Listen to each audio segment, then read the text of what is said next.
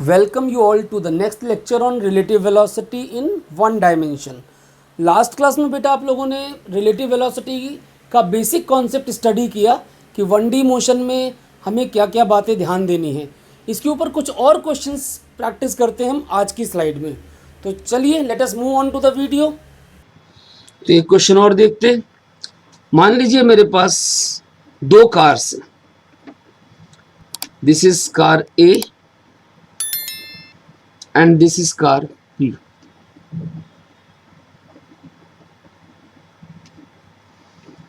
A is moving with a speed of 30 meter per second and B is moving in opposite direction with a speed of 20 meter per second. Clear? और दोनों के बीच का जो distance है that is 1 kilometre, I must say 1000 metres.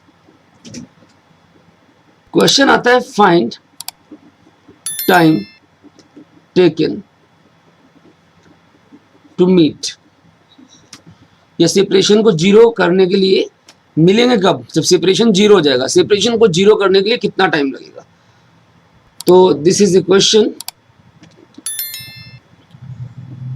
ये first part है आपका। सेकंड पार्ट में हम इनको सेम डायरेक्शन में करेंगे। अभी पहले फर्स्ट पार्ट करते हैं। सॉल्यूशन। जब दोनों गाड़ियां चल रही हैं, दोनों व्हीकल्स चल रही हैं, तो हम रिलेटिव वेलोसिटी का कॉन्सेप्ट यूज करेंगे। Time taken is what? Distance upon speed of A with respect to B. तो सेपरेशन कितना कवर करना है इनको? 1000 मीटर। और ए की स्पीड बी के साथ क्या होगी? 50। सम हो जाएगी ना अपोजिट डायरेक्शन में। अभी आपने पढ़ा था 30 माइनस माइनस 20 यानी 50। तो कितना टाइम लग रहा है? 20 सेकेंड्स। मतलब 20 सेकेंड्स के बाद ये मिलेंगे। अब इसी को देखिए, समझ में आया आपको? डिस्टेंस जो कवर करना है दैट इज 1000 मीटर और टाइम कितना चाहिए वो पूछ रहा है। तो डिस्टेंस अपॉन में स्पीड। कौन कवर कर रहा है डिस्टेंस? ए या बी? भाई ए भी कवर कर रहा है और बी भी कवर कर रहा है। दोनों ही कवर कर रहे हैं मिलकर के। टाइम लग रहा है कितना? 20 सेकेंड्स। अगर मैं इसी में सेकेंड पार्ट ऐसा बना दूं कि A is moving with 30 metre per second and B is moving with 20 metre per second but in same direction. A भाग रहा है और बी भी भाग रहा है सेम डायरेक्शन में और डिस्टेंस वही है 1000 मीटर।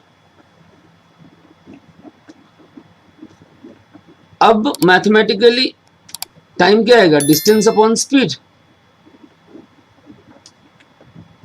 तो डिस्टेंस कितना है जो कवर करना है? 1000। स्पीड क्या हो गई? V A B is now 30 minus 20 यानी 1000 upon 10। That becomes how much? 100 seconds. तो अब इनको पास आने में 100 सेकेंड लगेंगे। देखिए पहले वाले केस में कितना लग रहा था? 20 सेकेंड्स। जल्दी पहुंच रहे थे, अब देर पहुंच रहे। क्यों बताइए, सोचिए।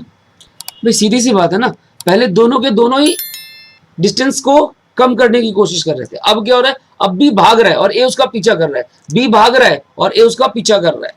तो बी डिस्टेंस बढ़ाने की कोशिश कर रहा है और ए डिस्टेंस घटाने की कोशिश कर रहा है। तो ये भागता जा रहा है और ये पीछा कर रहा है, ये चेज कर रहा है। तो ऑब्वियसली ये पीछे भाग रहा है, ये डिस्टेंस बढ़ा रहा है। तो जो कवर होगा डिस्टेंस 20, तो ये भाग रहा है तो इसमें से 20 तो इसको कवर करने में लग जाएगा। अगर लॉजिकली सोचो, बस 10 की स्पीड से ही तो डिस्टेंस को खत्म कर रहा है। डिस्टेंस को खत्म कितनी स्पीड से कर रहा है? 10 की स्पीड से। मतलब रिलेटिव वेलोसिटी 10 है तो इसको टाइम ज्यादा लग रहा है। तो सेम डायरेक्शन में टाइम ज्यादा लगेगा क्योंकि डिस्टेंस को एक बढ़ा रहा है और एक घटा रहा है। और जबकि अपोजिट डायरेक्शन में दोनों ही डिस्टेंस को रिड्यूस कर रहे हैं तो टाइम कम लग रहा है। Are you getting it? जल्दी पहुंच रहे हैं, यहां पर देर से पहुंच रहे हैं। आई थिंक आपको क्लियर है, समझ में आ रही बात? ध्यान से देखिए इसको। It is a very good question for concept building. Concept आपका यहां से बिल्कुल क्लियर होता है। जो आगे की क्वेश्चन है उनके लिए ध्यान से देखो इसको। क्लियर है? तो let us move on to the next question. अब अगला क्वेश्चन आपके पास कि मान लीजिए एक ट्रेन है। This is 500 metre long A and this train is B.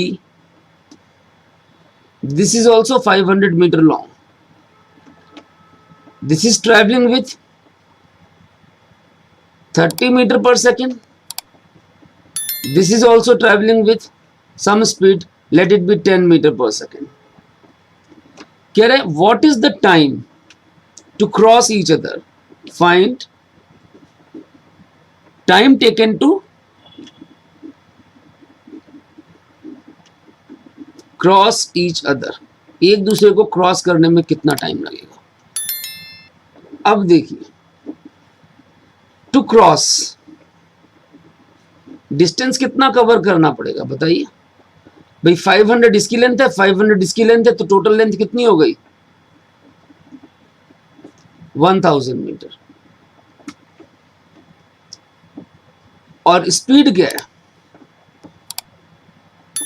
30 minus minus 10 opposite direction में 40 मीटर पर सेकेंड। एक चीज ध्यान देना, अगर किलोमीटर पर आवर में दिया हुआ है, आधा डाटा किलोमीटर पर आवर में, आधा डाटा मीटर पर सेकंड में, तो आपको सारे को एक ही यूनिट में लाना है। जो किलोमीटर पर आवर में होगा उसको 5/18 से मल्टीप्लाई कर देंगे तो मीटर पर सेकंड में कन्वर्ट हो जाएगा। क्लियर? तो डिपेंड्स ऑन द रिक्वायरमेंट।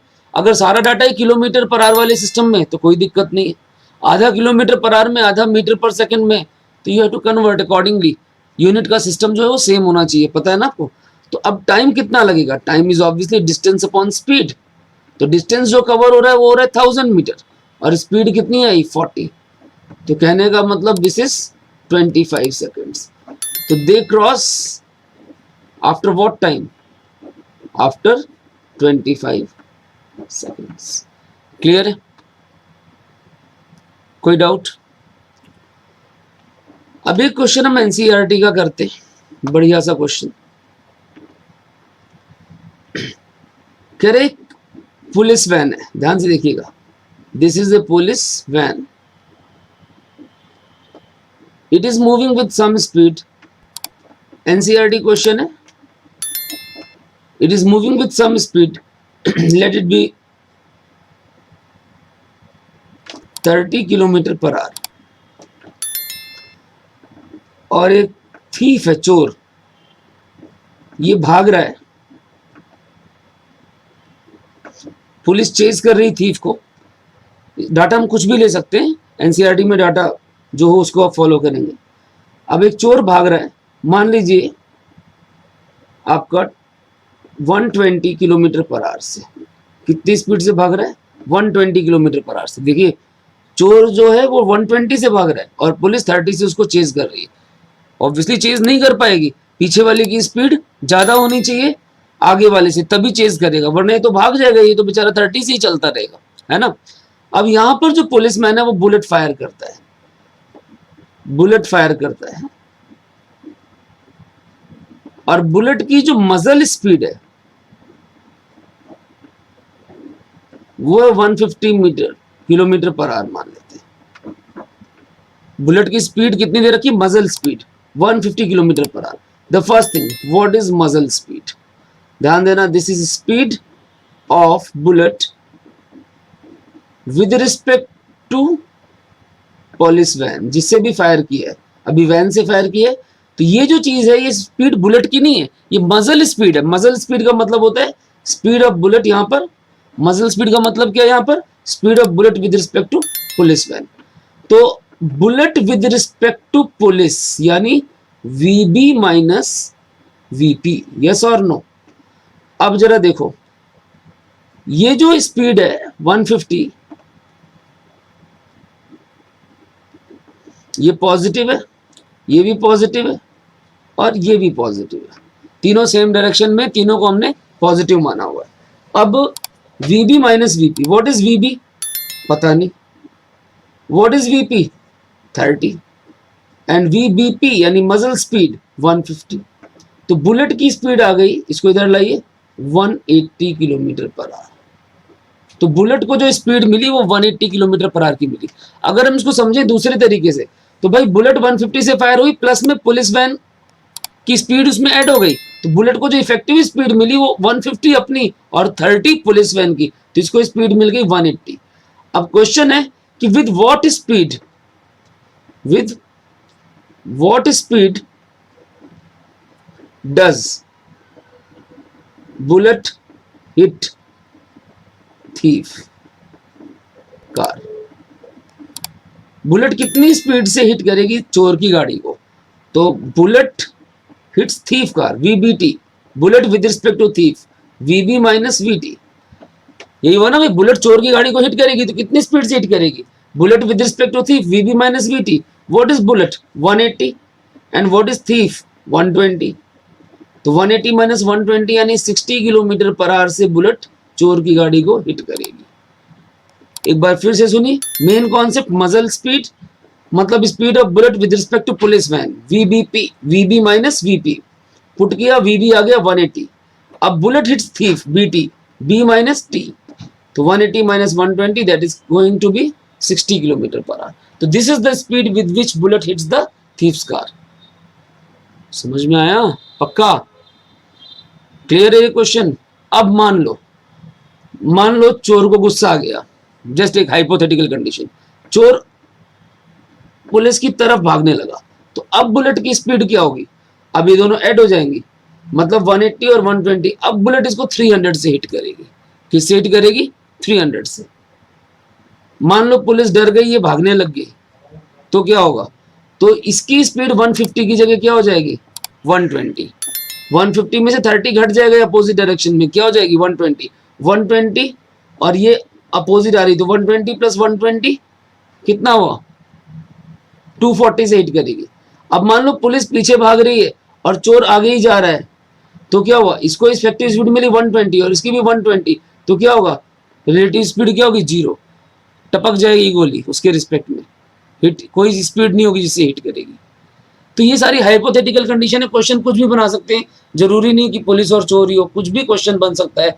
तो आपको कंडीशंस देखनी है कि कैसे कैसे आप रिलेटिव वेलोसिटी निकालेंगे, एक पार्टिकल की वेलोसिटी दूसरे के रिस्पेक्ट में क्या होगी, जब दोनों बॉडीज मूव कर रही तो आप रिलेटिव वेलोसिटी को कैसे अप्लाई करेंगे, ये सारी चीजें आपको ध्यान देनी है। फिलहाल ये क्वेश्चन आई थिंक आपको समझ में आ गया, फोकस करिए इस पे। क्लियर है आपको? तो फिलहाल बुलेट की स्पीड थी 180 इस क्वेश्चन पे और चोर भाग रहा था 120 से, तो बुलेट हिट कर रही 180 माइनस 120 यानी 60 किलोमीटर पर आवर से।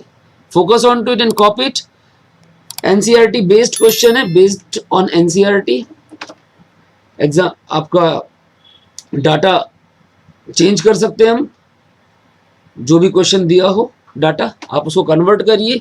आधा किलोमीटर पर आवर में है, अगर आधा मीटर पर सेकंड में, तो accordingly you can follow. I think it's clean. समझ में आ रहा है आपको? नोट करिए यहां तक। तो यहां तक रिलेटिव वेलोसिटी का कुछ बेसिक कॉन्सेप्ट हमने स्टडी किया। फर्दर हमें और भी क्वेश्चंस इसमें प्रैक्टिस करने हैं। यहां तक आपको समझ में आता है? इसको नोट करिए और कोई डाउट्स है तो आप मुझसे दोबारा कंसल्ट कर सकते हैं, अदरवाइज वीडियो को दोबारा रिवाइंड करके प्ले कर सकते हैं। That's it for relative velocity.